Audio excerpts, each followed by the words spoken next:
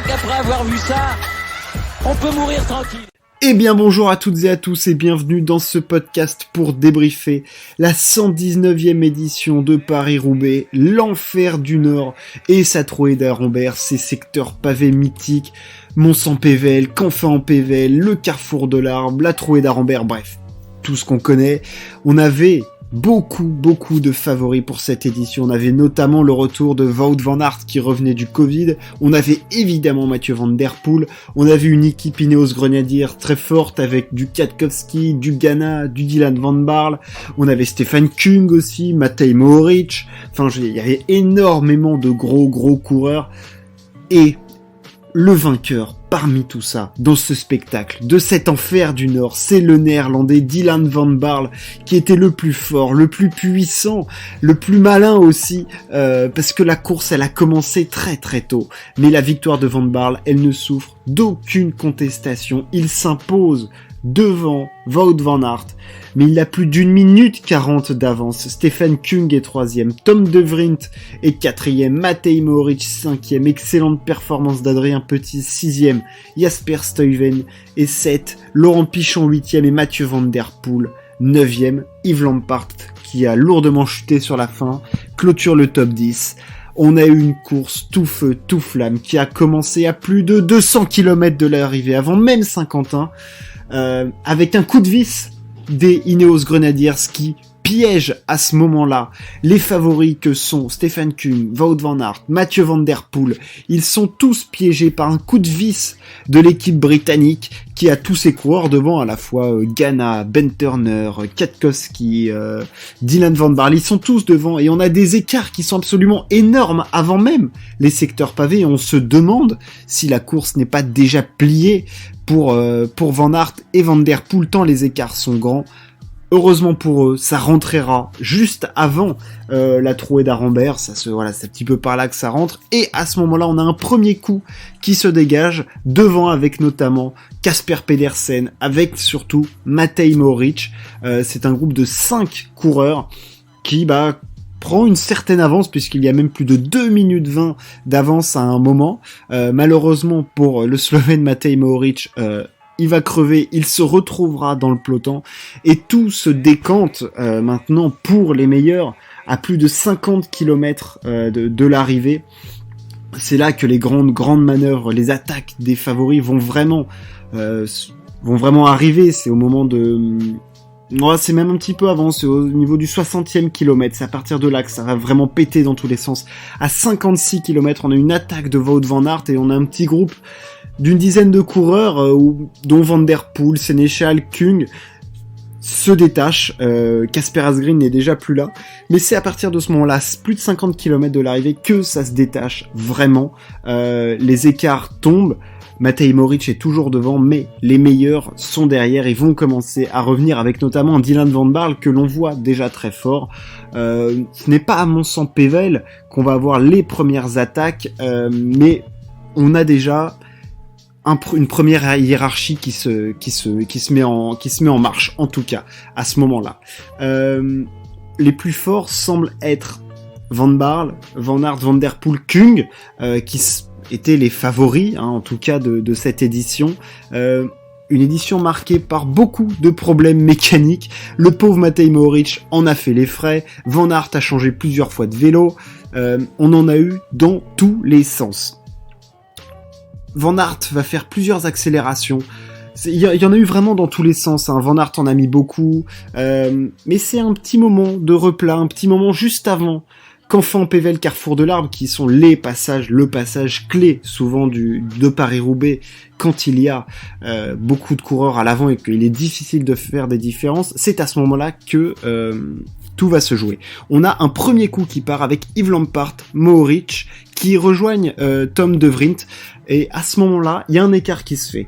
Van Aert et Van der Poel et Kung n'y vont pas, et c'est à ce moment-là que Dylan van Baarle décide d'y aller et de faire l'effort, et là on voit que Van Baarle il est très très fort parce qu'il comble l'écart très très vite. Il revient même dans le secteur pavé et il va commencer à attaquer, il va se mettre devant et plus personne ne va pouvoir le suivre. Il faut savoir que derrière, Van Aert fait l'effort avec Stefan Kung, et à ce moment-là, Van Der Poel ne peut pas y aller. Donc là, la hiérarchie, elle est claire. On a Van Barle qui est devant, avec Matej Mohoric et Tom De Vriend, qui sont vraiment les plus forts, et Jasper Stuyven, qui malheureusement pour lui va crever. Donc on a Van Barle devant. Ensuite, on a un groupe Van Aert Kung, qu'on juge extrêmement fort, avec notamment un Wout Van Aert, qu'on a vu mettre beaucoup d'attaques, être acteur de cette course, mais qui au moment où il a fallu faire le jump ne l'a pas fait. Et derrière on a Van Der Poel qui est avec des mecs qui sont cramés, à savoir Laurent Pichon et Adrien Petit, et là on sait à ce moment-là que pour Van Der Poel, même si c'est Paris-Roubaix, c'est cuit, parce qu'il a pas les jambes et que les écarts sont déjà conséquents. Il y a 35 secondes de retard au moment où Van Barle rejoint le groupe de tête, donc c'est déjà trop loin. Et au moment de Canfin-en-Pévèle, carrefour de l'Arbre, c'est Dylan Van Barle qui tout de suite accélère.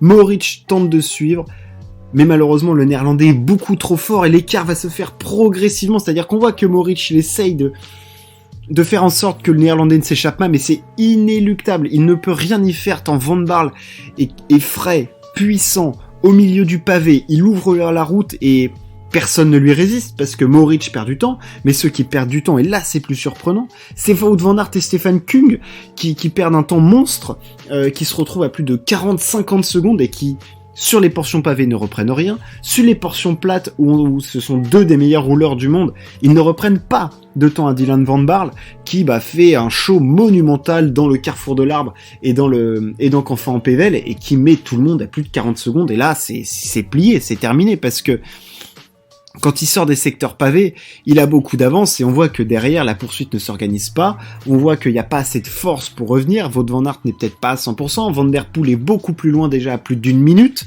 Mohoric n'a plus la force, il est complètement cuit, vu qu'il était déjà parti dans un coup à 150 km de l'arrivée, donc les forces en présence ne peuvent pas se permettre de contrer Dylan Van Barle, qui est trop frais, trop puissant, et c'est une machine à rouler, parce que là où il a été hyper malin, c'est qu'on l'a toujours vu dans l'anticipation, à l'image d'un Matej Mohoric que j'ai trouvé brillant dans sa course, mais qui était juste moins fort, c'est-à-dire que toujours dans l'anticipation du coup, ils ont anticipé Canfin-en-Pévèle et le carrefour de l'Arbre, ils ont mis tous les favoris à l'amende, parce que quand t'as un Mohoric qui attaque à ce moment-là, sachant qu'il a déjà 150 bornes d'échappée dans les jambes, tu dis je peux peut-être le laisser partir, parce que j'ai deux secteurs pavés extrêmement durs, extrêmement exigeants, où il peut tout se passer.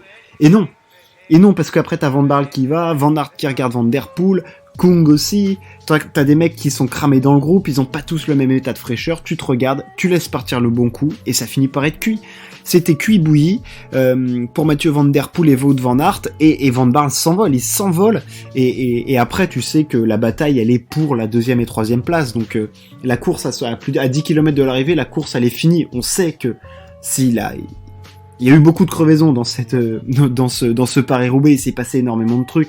Je suis passé un petit peu vite sur l'épisode du début de course où le coup de force d'Ineos Grenadier, mais ça a duré plus de 100 km, la chasse-patate des Alpecin Phoenix derrière, donc on a eu une course extrêmement épuisante, extrêmement rapide. Un vainqueur de Paris-Roubaix en 5h37, c'est peut-être la moyenne la plus rapide de l'histoire.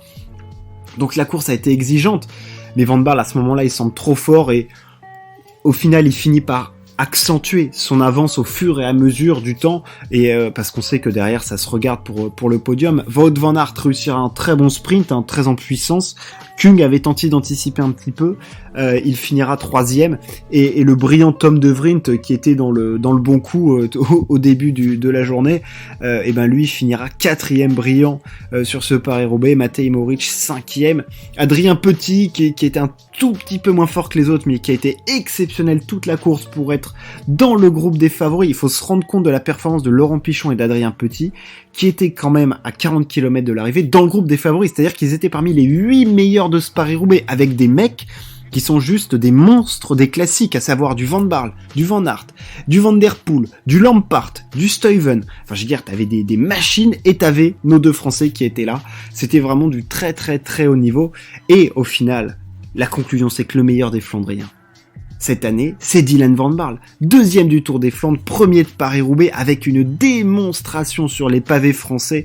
Il a été monumentale de puissance, de maîtrise, de contrôle, d'intelligence de course pour aller chercher son premier monument du cyclisme. Et de quelle manière il met une 40 à Wout van Aert. C'est tout simplement prodigieux de la part du Néerlandais. Sa tactique a été énorme. Celle d'Ineos Grenadiers, toujours devant, toujours dans l'anticipation, toujours dans les bons coups, a aussi été brillante. Il avait une équipe exceptionnelle, mais lui, il a été monstrueux parce que quand il a fallu faire quand il a fallu faire le jump pour revenir sur Mohoric, il l'a fait. Dès qu'il a senti qu'il était plus fort et pour attaquer, il a attaqué. Enfin, franchement, c'est une démonstration. C'était lui le plus fort, clairement. On attendait chez les Néerlandais Van Der Poel. Van Der Poel, il avait pas les cannes. Il était cuit, il était bouilli. Il avait pas la giclette qu'il peut avoir d'habitude. Il avait pas le jump. Il a tenté de faire le jump au moment où Van Aert est parti. Ça l'a pas fait. Il était un petit cran en dessous, voilà, il était tout simplement moins fort, mais bon, il reviendra, j'en suis certain. Wout van Aert fait 2, j'ai trouvé costaud, peut-être qu'il lui manquait les petits pourcentages de forme dus à son récent Covid, mais il a été plutôt très bon parce que il lui a juste manqué le petit flair quand le bon coup est parti à 25 km de l'arrivée. Il l'a pas eu, ou il a pas pu, peut-être qu'il a tout simplement pas pu, mais après il était costaud, mais je pense qu'il était moins fort qu'un Van Baarle. De toute façon, je pense qu'ils étaient tous moins forts qu'un Van Baarle, et de toute façon, à Paris-Roubaix, tu peux pas tricher. C'est le plus fort qui gagne, et ils étaient tous moins forts que le Néerlandais, parce qu'on l'a bien vu que sur les sections pavées, Van Aert et Kung, même à 2, ils reprenaient rien du tout aux Néerlandais, donc je pense que de toute façon, le coureur d'Ineos Grenadiers aurait gagné cette course qui a été monumentale, mouvementée, dans tous les sens, magnifique, une course extrêmement rapide avec de rebondissements, des attaques, des mecs devant qui crèvent, qui se retrouvent derrière, qui finissent par se retrouver devant. Enfin, je veux dire, la course de Mohoric, le mec il se retrouve devant, puis derrière, puis redevant, puis se fait attaquer. Enfin, lui il a vécu les montagnes russes. Donc franchement, on a eu une très très belle course sur les routes françaises, sur les pavés français.